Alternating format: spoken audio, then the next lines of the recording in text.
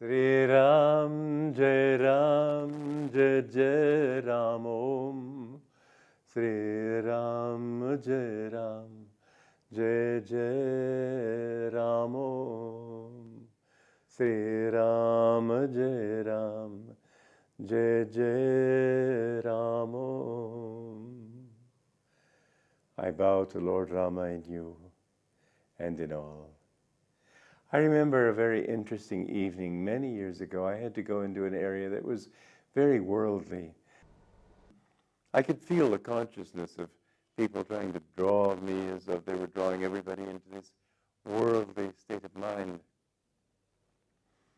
And I was singing this song, sort of under my breath, but singing it. And I felt as if I was enveloped in this aura of light. Nothing could touch me. I felt nothing but joy. And I felt that I was just sharing this joy with anybody who could pick up on it. I felt more joy for being in that environment, not because of the environment, but because the environment forced me to put out more energy into singing that chant. But to sing to God is one of the best things that we can do. It gives us the presence of God. It gives us an understanding of who we are. I would like to read to you today from this book, Conversations with Yogananda. It's number 263. For 500 million years, the Master said, creation rests in the night of Brahma. Then for another 500 million years, it is manifested again as the day of Brahma. Sir, I interposed, science has found that the earth is already well over 2 billion years old. Well, he replied, it's quite possible that the scriptures in writing years were referring to a much longer time period. In the book of Genesis, too, God is described as taking only 7 days for the creation. I have found that where scripture and spiritual teachings are concerned, it is wise not to be too exacting in one's analysis of them, unless the teachings themselves ask one to be so. My guru's guru, for example, gave the date 1700 AD as the beginning of Dwapara Yuga. This is certainly contrary to the usual Indian understanding that we're still in Kali Yuga, a pretty bleak prospect when you consider that it's another 300,000 years that Kali Yuga will just keep getting worse and worse and worse. God, when you think how bad it is right now, you just wonder how bad can it get. But anyway, this date, 1700, as the beginning of Dwapara Yuga, is an exact date, not a symbolic one. The days and nights of Brahma, however, and the days referred to in Genesis, are symbolic. How can one know the difference? Basically, it may be said that the spiritual truths, as opposed to literal facts, are directional. Intuition is not achieved by analysis. It flows with the river of time. It is not a frozen sheet of ice. Vast time periods cannot be measured specifically, even in science. Swami Sri Yukteswar, though he showed the yugas to be directional, placed them also in specific time periods. In many spiritual teachings, however, the direction is one of consciousness, not of historic fact. A day of Brahma itself is the projection of an idea. It cannot be cut and spliced like a movie film, nor measured out exactly for correlation with other discoveries. It simply is a thing in itself, appearing out of timelessness rather than being a function of time. Indeed, it is itself the creator of time. The Master sometimes said to us, therefore, there are many teachings which it is wiser to accept on faith. You can't know everything, so how can you expect to be able to judge everything? Judgment can only be formed on a basis of actual knowledge. Don't depend too much on reason, for that is where Satan catches you. Intelligence is a tricky guide. To seek the guidance of devotion is much surer and more trustworthy.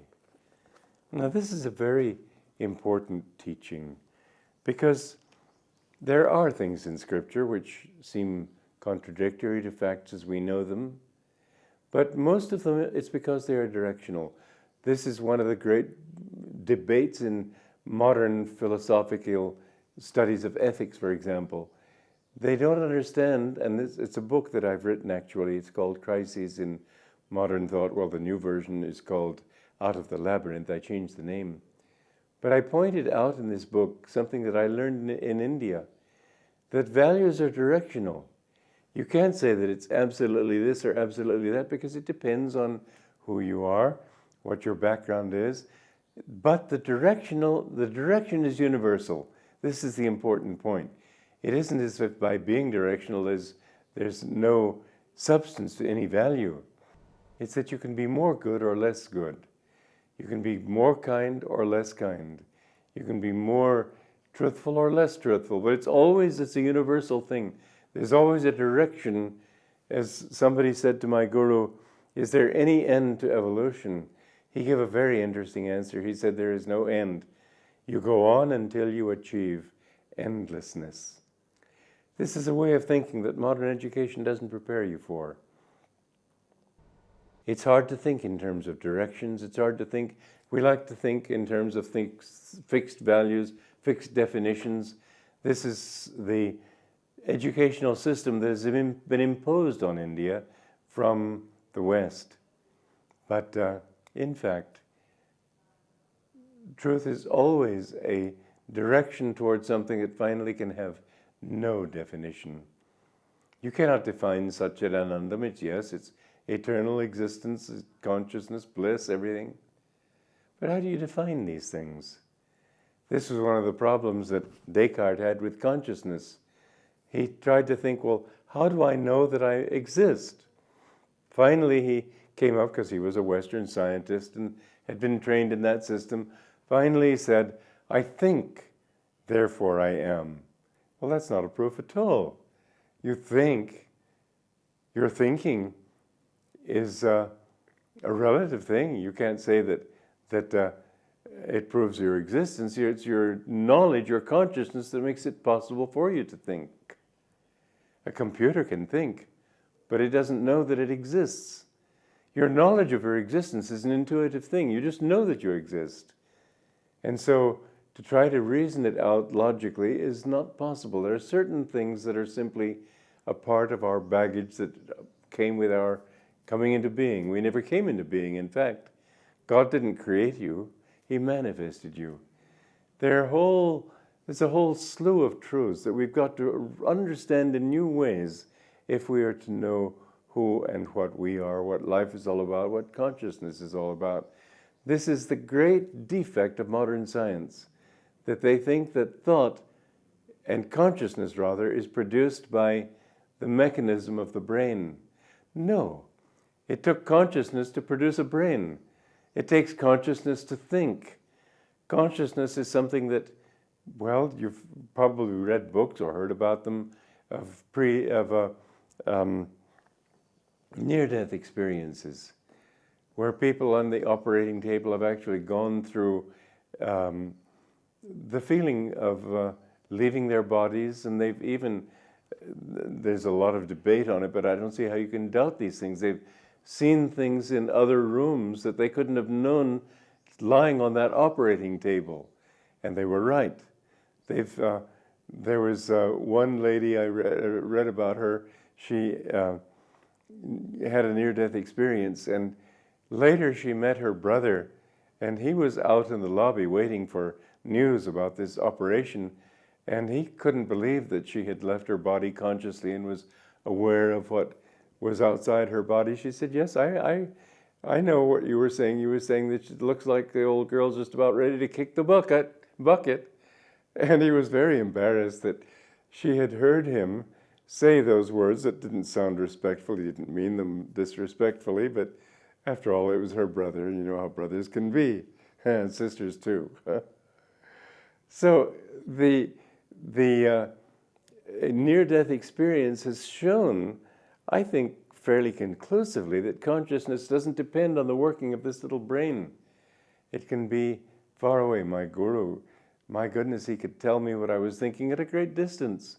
He could tell me what I said, and he was never wrong. It could be sometimes embarrassing for me when he told me things that I'd said that I shouldn't have said. Not really, though. I wasn't embarrassed because I was pleased to be corrected.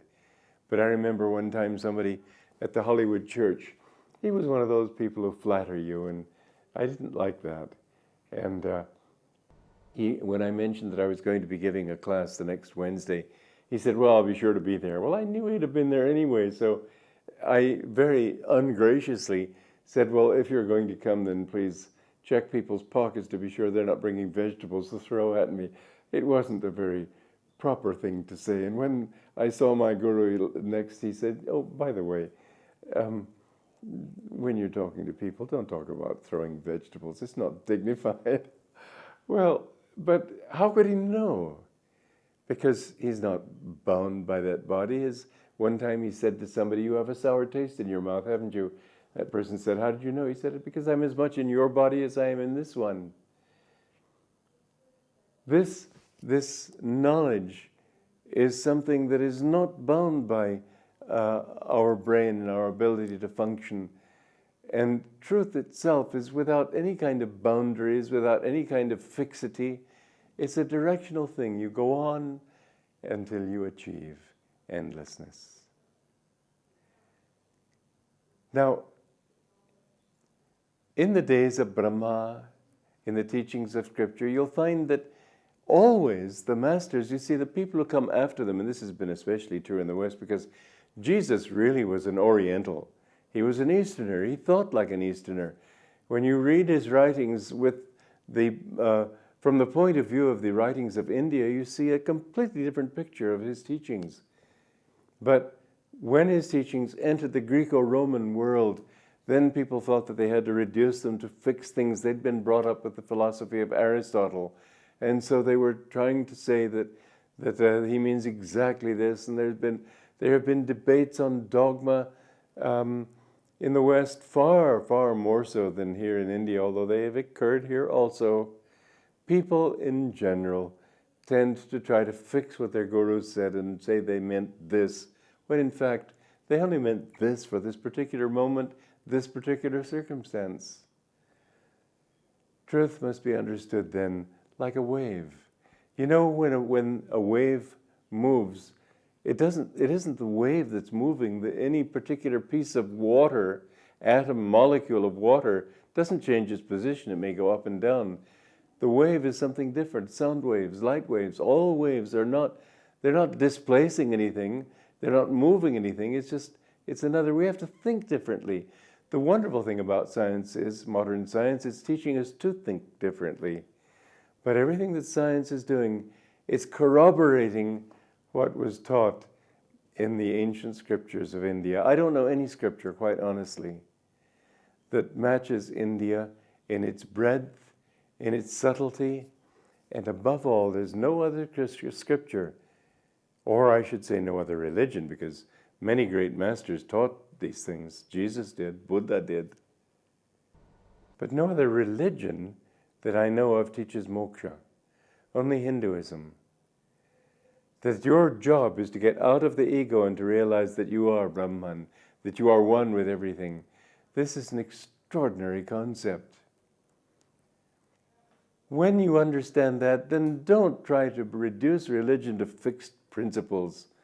Don't try to be dogmatic in your understanding, because it will never give you the truth. Understand that truth itself is a flowing thing. You have to flow with it and move up and down with it, and you have to understand what relativity is really all about. Basically, you have to understand that it is always directional. Now, the time of this day of Brahma, it's very long. Whether science is right, whether they've got a hold of the whole wrong thing, whether it was Manu, was it, who said 500 million years? Maybe. But the fact is that you've come into this world, and there's only one point that needs to concern you and me. How do we get out of this mess? How do we get out of this delusion? You know, we've been wandering a long time. And the truth is that you may have come into this world of manifestation with the beginning of the day of Brahma. My Guru taught, and Omar Khayyam, the great Sufi mystic, also taught, that many who come into manifestation at the beginning of a day of Brahma, who are re-manifested at that time, are still wandering in delusion at the end of a day of Brahma. Who cares how long it is?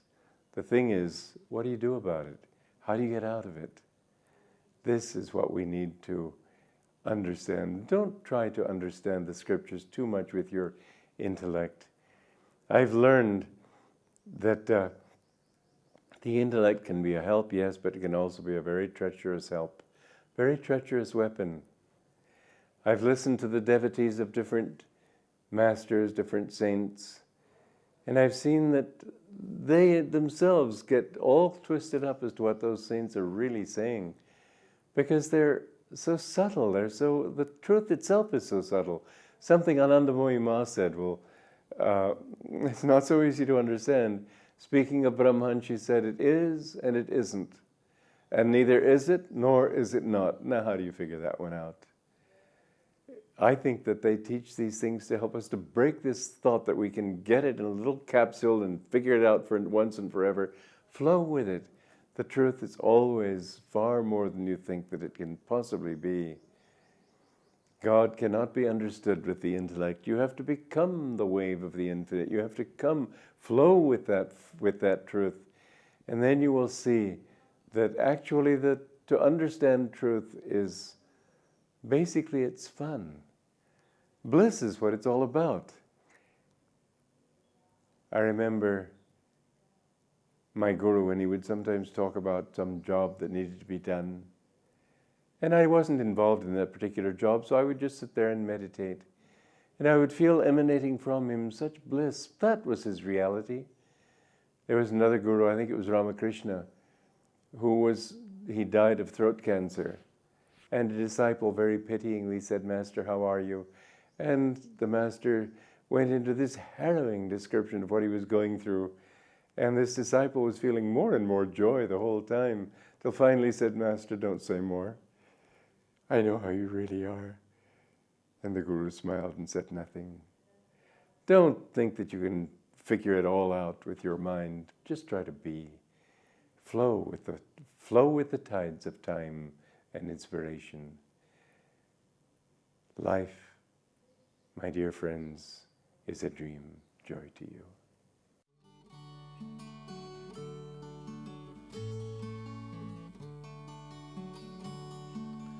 Life is a dream, time like a stream, carries our burdens away. Never despair, joys everywhere, love can befriend you today. Free from all care, like birds on the air, soar above griefs and worries, seek joy and be gay. Often on earth, things of great worth, worldly ambitions defy. Sometimes a friend helps us ascend up from life's cares to the sky. Love is a star, though shining afar, it can guide us and help us toward light to draw nigh. Life is a dream, time like a stream, carries our burdens away. Never despair, joys everywhere, love can befriend you today. Free from all care, like birds on the air, soar above griefs and worries. joy, and be gay. Often on earth things of great worth, worldly ambitions defy. Sometimes a friend helps us ascend up from life's cares to the sky. Love is a star, though shining afar. It can guide us and help us toward light to draw nigh. Love is a star, though shining afar. It can guide us and help us toward light to draw